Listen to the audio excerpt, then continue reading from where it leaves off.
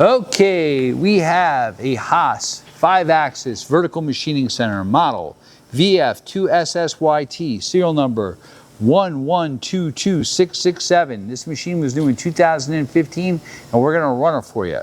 Machine has the Haas control, 5-axis. So the machine has 4th and 5th axis drives and wiring. He's running the X-axis right now. You have a 36 by 18 T-slotted work table with 30 inches of X, 20 inches of Y, and 20 inches of Z. 15,000 RPM BT40 spindle. He's moving the trunnion table, which is a Haas TC53. So you have 3 5C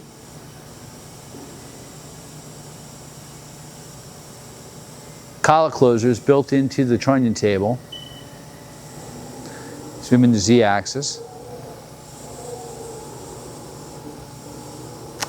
Machine also has whips, which is wireless intuitive probing system, and we have the probe, and we also have the tool probe on the back of the table, back of the trunnion table. We're going to run the spindle, doing a tool change. You have a side mount, 24 position ATC.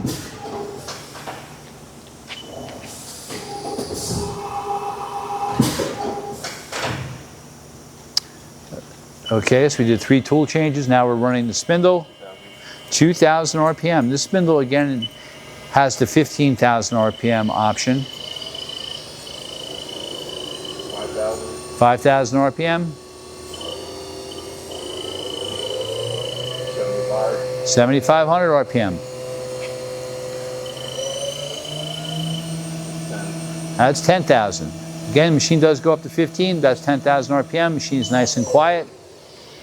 All right, you've seen the axes go. You've seen the trunnion table tilt. You saw the trunnion table also rotary index on the 5C, and you've seen the everything else. Thank you for watching our video.